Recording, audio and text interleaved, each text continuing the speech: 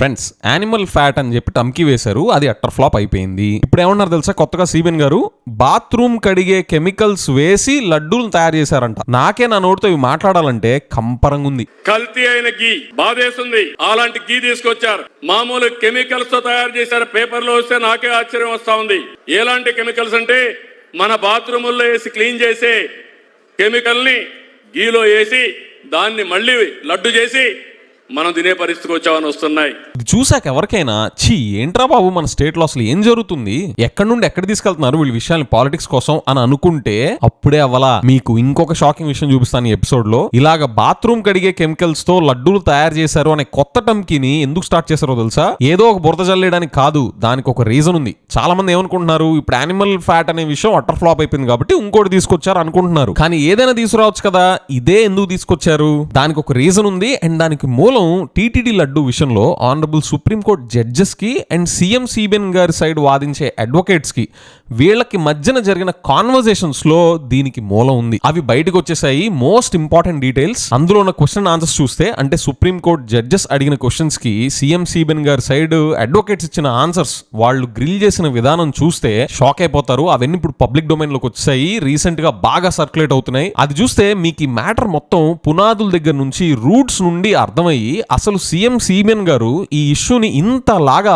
బాత్రూములు కడిగే కెమికల్స్ వాడారు అని చెప్పేదాకా ఎందుకు తీసుకెళ్తున్నారో దాని రూట్స్, దాని మూలాలన్నీ అర్థమవుతాయి. సో ఈ ఎపిసోడ్ లో మనం ఏం చేద్దామంటే, సిబిఎన్ గారు బాత్రూములు కడిగే కెమికల్స్ వేసి లడ్డూలు తయారు చేశారని చెప్పి టమ్కి వేస్తున్నారు కదా, అది ఎంత పెద్ద బూతో ఎవిడెన్స్ తో సహా చూద్దాం. నెక్స్ట్ ఎందుకని ఈ కొత్త టమ్కీనే మొదలు పెట్టారు, దీనికి supreme court judges and advocates మధ్యన జరిగిన కాన్వర్సేషన్ కి ఉన్న లింక్ ఏంటి, అందులో ఏం బయటపడ్డాయో చూద్దాం. ఇవన్నీ నేను సింపుల్ గా అందరికీ అర్థమయ్యే భాషలో నీట్ గా ఎవిడెన్సెస్ తో ఎక్స్ప్లెయిన్ చేస్తాను. ఇది చూసాక మీరే అంటారు సీఎం సిబిఎన్ గారికి సెన్స్ ఉందా అని. అండ్ ఫ్రెండ్స్, నేను చేసే కంటెంట్ మీకు నచ్చుతుంటే please consider joining Andhra podcaster channel memberships. Subscribe button పక్కనే ఉంటుంది, ఆ జాయిన్ బటన్. ఒకవేళ మీరు జాయిన్ అవ్వకపోయినా కూడా మీకు ఏం తేడా ఉండదు, అన్ని వీడియోస్ యాజ్ యూజువల్ గానే చూడొచ్చు. కానీ ఈ ఛానల్ ని నేను ఇండిపెండెంట్ గా క్వాలిటీ కంటెంట్ తో నడపాలి అంటే మీలాంటి వాళ్ళు జాయిన్ అయ్యి సపోర్ట్ చేస్తేనే నేను ఈ జర్నీని కంటిన్యూ చేయగలుగుతాను. సో జాయిన్ అవ్వాలి అనిపించిన వాళ్ళకి వెల్కమ్. జాయిన్ అవ్వకపోయినా మీరు కూడా మన ఆంధ్ర పాడ్కాస్టర్ కమ్యూనిటీలో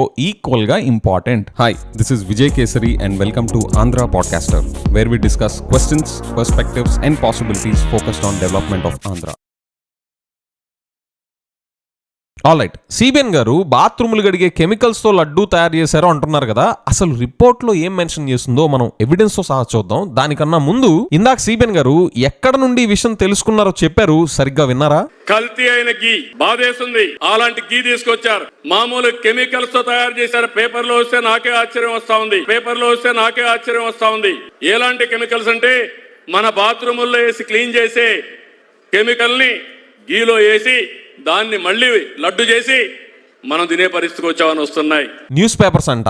ఏది ఎలాంటి న్యూస్ పేపర్స్ మనకు తెలుసుగా. సిబిఎన్ గారు న్యూస్ పేపర్స్ అంటున్నారంటే అవి ఎలాంటి న్యూస్ పేపర్స్, ఏ న్యూస్ పేపర్స్ మీకు ఒక ఐడియా ఉంది కదా. ఆ న్యూస్ పేపర్స్ చదివి బాత్రూములు గడిగే కెమికల్స్ తో లడ్డూలు తయారు చేశారు అని చెప్పి జనాల్లోకి వచ్చి మాట్లాడుతున్నారు. ఏది ఎలాగైతే 14 లక్షల కోట్లు జగన్ గారు అప్పులు చేశారు అనే ఫేక్ ప్రాపగాండాని క్రియేట్ చేసి పవర్ లోకి ఎలాగైతే వచ్చాక అసెంబ్లీలో తూచ్ నేను న్యూస్ పేపర్లు చదవ అనుకున్నాను, నన్ను బయట నుంచి చూశాను అని చెప్పేసి చేతులు ఎత్తేశారో, సేమ్ టు సేమ్ ఇక్కడ కూడా అదే స్టంట్ వేస్తున్నారు. ఈ అబద్ధాలను పుట్టించడానికి, జనాలకు అవి ఇంజెక్ట్ చేయించడానికి సిబిఎన్ గారి దగ్గర ఒక worst in class standard operating procedure ఉంది. సిబిఎన్ గారు and his fake news factories have mastered this game. Jagan గారు ఇందులో మీరు సిబిఎన్ గారి ముందు జూజూపీసారు. Now let's move on to the report. బాత్రూములు గడిగే కెమికల్స్ తో లడ్డూలు తయారు చేశారన్నారు కదా, అసలు ఆ రిపోర్ట్ లో ఏం మెన్షన్ చేస్తుందో ఒకసారి చూద్దాం. వీళ్ళ గ్యాంగ్ మొత్తానికి సింపుల్ వర్డ్స్ లో అక్కడ ఏం రాస్తుందో అర్థం చేసుకోవడం రాదు. వీళ్ళు స్టాన్ఫోర్డ్ లో చదివాము, కార్నిగే మెలన్ లో చదివాము అని చెప్పుకొని టమ్కీలు వేసుకుంటా తిరుగుతారు. ఇది చూడండి, సిబిఐ సబ్మిట్ చేసిన చార్జ్ షీట్ లో ఏం మెన్షన్ చేస్తుందో చూడండి. పేజ్ నెంబర్ 60లో Messrs Aristo chemicals has supplied lactic acid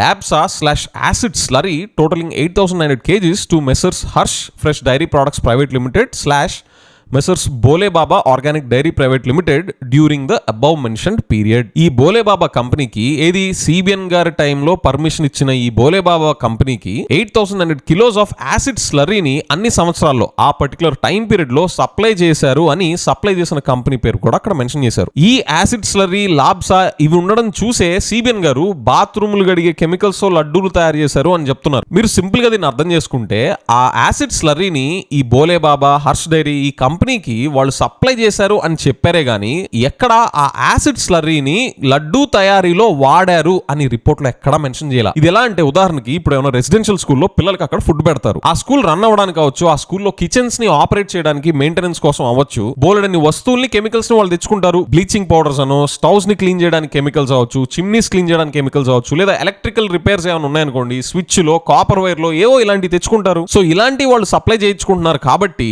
దాని అర్థం పిల్లలకి సర్వ్ చేసే ఫుడ్ లో అవన్నీ కలిపారన్న దాని అర్థం. పిల్లల ఫుడ్ లో బ్లీచింగ్ పౌడర్లు కలిపారన్న దాని అర్థం. పిల్లల ఫుడ్ లో స్విచ్లు, కాపర్ వైర్లు కలిపి పెట్టారన్న దాని అర్థం. సిబిఎన్ గారు సెన్స్ ఉండే మాట్లాడుతున్నారు సార్ ఈ మాటలు. పోనీ చూపించండి, యాసిడ్ స్లర్రీ వాడి లడ్డూలు తయారు చేశారో నా రిపోర్ట్ లో ఎక్కడైనా మెన్షన్ చేస్తుందా? బాత్రూములు కడిగే కెమికల్స్ వాడి లడ్డూలు తయారు చేశారో నా రిపోర్ట్ లో ఎక్కడైనా మెన్షన్ చేస్తుందా? ఆ కంపెనీకి సప్లై చేశారో అనే ఉంది కానీ ఎక్కడా లడ్డూలో కలిపారో అని లేదు కదా. మరి బాత్రూములు కడిగే కెమికల్స్ లడ్డూలో వాడారు అని ఆ నోటితో ఎలా అనుబుద్ధైంది సార్? మీకు ఎలాగనగలిగారు సార్? ఎక్కడా మీ మనసు వెనక్కి లాగలేదా మిమ్మల్ని? అది కాదు సార్, వాళ్ళు పెయింట్ సప్లై చేయించుకొని ఉంటారు, లేదా ఏమైనా సివిల్ వర్క్ కోసం సిమెంట్ కూడా సప్లై చేయించుకొని ఉంటారు. దాని అర్థం లడ్డూలో పెయింట్స్, సిమెంట్లు కూడా కలిపారనా? మీకు ఇంకో షాకింగ్ విషయం చెప్పనా? ఎందుకని సిబిఎన్ గారు ఇలా చేస్తున్నారు తెలుసా? ఇలాగ రిపోర్ట్స్ ని వక్రీకరిస్తా, ఆయనకు నచ్చిన స్పిన్ ఇచ్చుకుంటా ఇలాగ ఫేక్ ప్రాపగాండాస్ ఎందుకు క్రియేట్ చేస్తున్నారో తెలుసా? దీని వెనక జగన్ గారి మీద పడటం ఒకటే రీజన్ కాదు. ఒక్కసారి జూమ్ అవుట్ చేసి చూడండి. సిబిఎన్ గారు ఒక స్టేట్ చీఫ్ మినిస్టర్, దేశం అంతా చూస్తుంది. ఆయనకేమీ పిచ్చి లేదు, మతిమరుపు లేదు. చాలా క్యాలిక్యులేటెడ్ గానే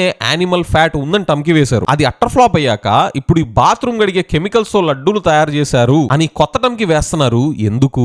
దాని మూలం టీటీడీ లడ్డూ విషయంలో సుప్రీం కోర్ట్ జడ్జెస్ కి అండ్ సిబిఎన్ గారి సైడ్ అడ్వకేట్స్ కి జరిగిన కాన్వర్సేషన్ లో ఉంది. అది చూస్తే మ్యాటర్ మొత్తం అర్థమైపోద్ది. నేను లైన్ బై లైన్ ఈ కాన్వర్సేషన్ హైలైట్స్ ని తెలుగులో చదువుతాను, అందరికి అర్థమయ్యే భాషలో చెప్తాను చూడండి. Justice Gavai, supreme court judges లో ఈయన వన్ ఆఫ్ ద జడ్జెస్. ఈయన కేసు మీద ఏం అడిగారు చూడండి. Was there any material with you to come to this conclusion? ఆయన ఏమని అడిగారు? మీరు యానిమల్ ఫ్యాట్ ఉంది, అడల్టరేషన్ జరిగింది అన్నారు కదా, మీ దగ్గర ఈ కన్క్లూజన్ రావడానికి, ఈ కన్క్లూజన్ కి మీరు రావడానికి మీ దగ్గర ఏం మెటీరియల్ ఉంది, ఏమి ఎవిడెన్సెస్ ఉన్నాయి అని జస్టిస్ గవాయ్ గారు అడిగారు. దానికి రోహత్గి గారు, ముకుల్ రోహత్గి గారు is a senior advocate.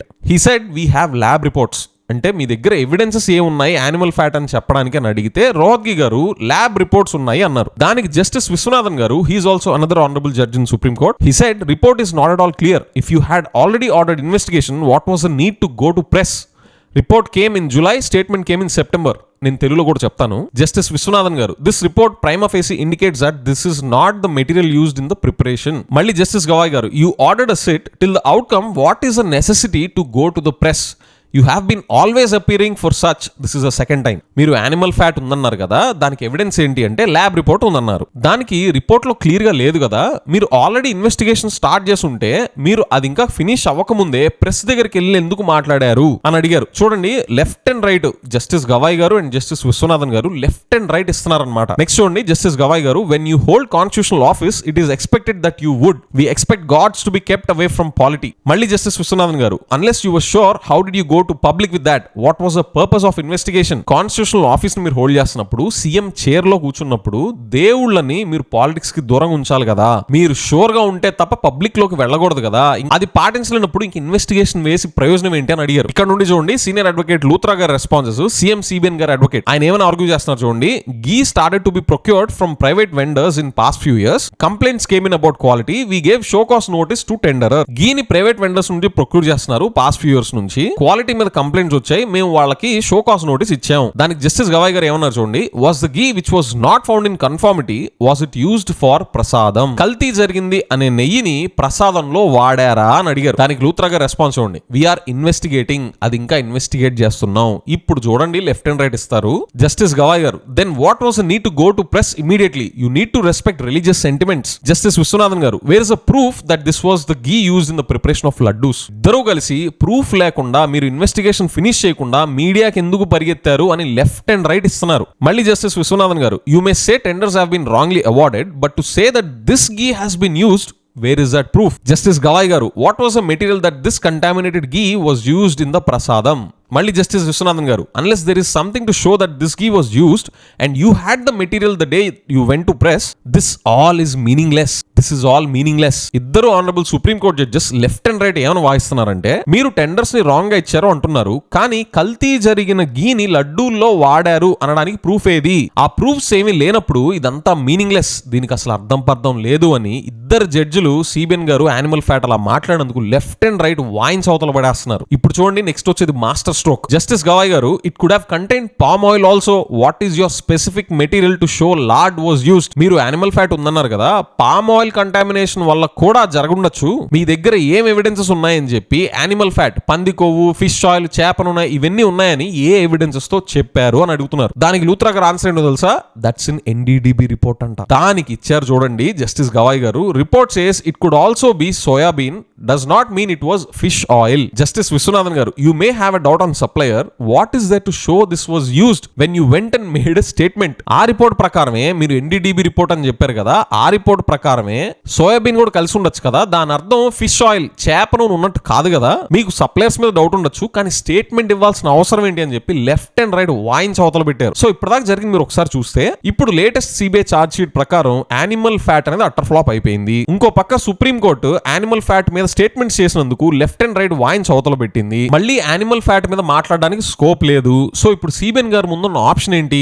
Sorry చెప్పడం, లేదా సిబిఎన్ గారు విజనరీ కాబట్టి ఆ రిపోర్ట్ లో యాసిడ్ స్లరీ 8,900 కిలోలు వాళ్ళు సప్లై చేయించుకున్నారని ఉంది కాబట్టి దాన్ని ఎలాగ తిప్పేశారంటే, ఎక్కడ కూడా ఆ యాసిడ్ స్లరీని లడ్డూలో వాడారు అని లేకపోయినా కూడా సప్లై చేశారు అని ఉంది కాబట్టి ఇది గీలోను లడ్డూలోను కలిపేశారు అని చెప్పేసి ఇది బాత్రూములు గడిగే కెమికల్స్ వాడి తయారు చేశారు అనేలాగా ప్యాకేజ్ చేసేస్తే ఒకే దెబ్బకి ఇంత కంపరమైన జనాల్లోకి ఇంజెక్ట్ చేయొచ్చు, ఇంకోవైపు యానిమల్ ఫ్యాట్ నుండి బయటపడచ్చు అని భ్రమించినట్టున్నారు. లేదంటే చూడండి, ఒకవైపు యానిమల్ ఫ్యాట్ అనేది అటర్ ఫ్లాప్ అయిపోయిన తర్వాత మనలాగే ఆయన కూడా ఒక మనిషే, మనుషులం కాబట్టి తప్పులు చేస్తాం తెలుసో తెలియకో అని రియలైజ్ అయ్యి వచ్చి సారీ చెప్పడం. ఆయన, పవన్ కళ్యాణ్ గారు, లోకేష్ గారు మెట్టుకు గుంజులు చెప్పున రఫ్లీ 3,500 మెట్లు ఉన్నాయి కదా, సో ఎవరు ఎన్ని గుంజులు తీయగలిగితే అన్ని తీసి తిరుమల తిరుపతి దేవస్థానంకి సారీ చెప్పి వెంకటేశ్వర స్వామికి సారీ చెప్తే అయిపోయి ఉండేది. కానీ వాట్ డి డూ?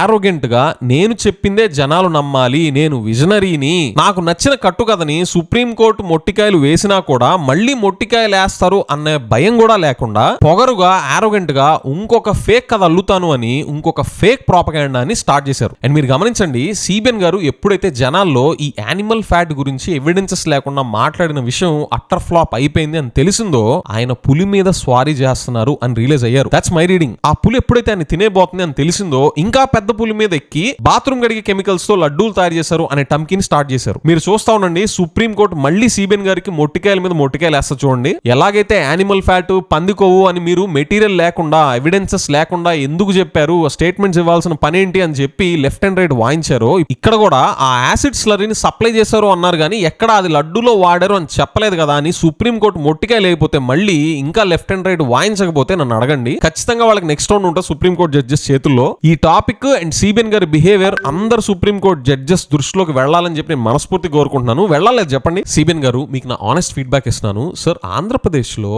జనాలు రిలీజియన్ బేస్డ్ పాలిటిక్స్ ని ఇప్పటిదాకా లెక్క చేయలేదు. మీకు కానీ మీరు ఎందుకు పూసుకుంటున్నారు సార్? మీరు పూసుకోవడమే కాదు, మీ లోకేష్ గారికి కూడా పూజ చేశారు. కాదు, లోకేష్ గారు ఆయనే పూసుకున్నారు. మీకు గుర్తుందా లోకేష్ గారు ఏం స్టేట్మెంట్ చేశారో? ఈ రోజు ఆధారాలు బయట పెట్టాం. చాలా స్పష్టంగా పంది మాంసం ఉందని, అదే విధంగా బీఫ్ ఫ్యాట్ ఉందని, ఫిష్ ఆయిల్, చేప ఉందని చాలా స్పష్టంగా రిపోర్ట్ లో వచ్చింది. చాలా స్పష్టంగా పంది మాంసం ఉందంట, బీఫ్ ఫ్యాట్ ఉందంట, చేపను ఉందంట. లోకేష్ గారు, మీకు స్టాన్ఫర్డ్ లో సీట్ ఎలా వచ్చిందో తెలీదు, కార్నిగే మెలన్ లో అడ్మిషన్ ఎలా వచ్చిందో తెలీదు. పట్టు మన ఒక్క పేజ్ లో ఉన్నది మీకు చదవడం రాదు, అర్థం చేసుకోవడం రాదు. 10th క్లాస్ పిల్లలకి ఇస్తే నీట్ గా వాళ్ళు చదివి మనకు అర్థమయ్యేలా కూడా చెప్తారు సార్. ఆ సింపుల్ గా 1 పేజ్ ఉన్న రిపోర్ట్ లో ఏం రాసుందని. ఇంకా మీకు పవన్ కళ్యాణ్ గారికి తేడా ఏంటి సార్? సార్ లోకేష్ గారు, నేను మీకు ఇది సెటరికల్ గా చెప్పట్లేదు, I'm expressing this with constructive spirit. Sir మీరు అంత మంచి యూనివర్సిటీస్ లో చదివి కాస్త ప్రపంచాన్ని చూసి మీ ఫాదర్ చేసిన చెత్త పనుల నుండి పక్కకు వచ్చి మీరు నెక్స్ట్ లెవెల్ కి తీసుకువెళ్లే బంగారం లాంటి ఆపర్చునిటీ మీకు వస్తే ఏం జరుగుతుంది సార్? కాదు, ఏం జరగనిస్తున్నారు సార్ మీరు? దానికి మీరు మూల్యం చెల్లిస్తున్నారు. చూడండి, ఇన్ ద కమింగ్ డేస్ మీరు చదువుకున్న వ్యక్తి అని చెప్పడానికి కూడా మీరు చెప్పుకునే పరిస్థితి ఉండదు. అసలు మీరు స్టాన్ఫర్డ్ అని మర్చిపోండి, మీరు ఒక చదువుకున్న వ్యక్తి అనే ఐడెంటిటీనే మటాష్. అంత చదువు చదివించి మీ పేరెంట్స్ సాడ్ గా ఫీల్ అవ్వాల్సిందే. సార్ నాకు మీ ఫాదర్ గురించి తెలీదు, మీ మదర్ అయితే I'm sure she will not be proud of what came out of your mouth and what you have been a party to so far. You have to rethink sir. మీ father కి చెప్పండి sir, మీరు మీ gang అంతా ఇప్పటికైనా sorry చెప్పి development మీద focus పెట్టండి. అసలు పవన్ కళ్యాణ్ గారిని పక్కన పెట్టండి, ఇలాంటి ఇష్యూస్ లోకి మీరు సిబిఎన్ గారు దిగడం ఏంటి సార్? 3.5 years ఇంకా టైం ఉంది, శుభ్రంగా డెవలప్ చేసి శంషేర్ గా ఎలక్షన్స్ కి వెళ్ళండి సార్. అసలు ఆ కాన్ఫిడెన్స్ ఉన్న వాళ్ళు చేసే పనిలేనా సార్? అసలు ఆ కాన్ఫిడెన్స్ ఉన్న వాళ్ళు దిగాల్సిన ఇష్యూసా సార్ ఇవి? మటాష్ సార్, మీ అడ్మినిస్ట్రేషన్ ఇస్ గాన్ ఇప్పటిదాకా రిపోర్ట్ అయితే. ఫ్రెండ్స్ చూసారు కదా, బాత్రూములు గడిగే కెమికల్స్ తో లడ్డూలు తయారు చేశారో లేదో సిబిఐ ఫైల్ చేసిన చార్జ్ షీట్ రిపోర్ట్ లో ఏముందో క్లియర్ గా ఎవిడెన్సెస్ తో చూసాం. సిబిఎన్ గారు యానిమల్ ఫ్యాట్ అట్టర్ ఫ్లాప్ అయినా కూడా సారీ చెప్పకుండా ఈ బాత్రూమ్ గడిగే కెమికల్స్ తో లడ్డూలు తయారు చేశారు అనే టమ్కి ఎందుకు స్టార్ట్ చేశారో చూసాం. మీకు కూడా నాలాగే వీళ్ళ అడ్మినిస్ట్రేషన్ ఇప్పటిదాకా మటాష్ అనిపిస్తే కామెంట్స్ లో మటాష్ అని టైప్ చేయండి. And Andhra podcast channel memberships join అయిన ప్రతి ఒక్కళ్ళకి my heartfelt thanks. With that I will see in the next episode. By.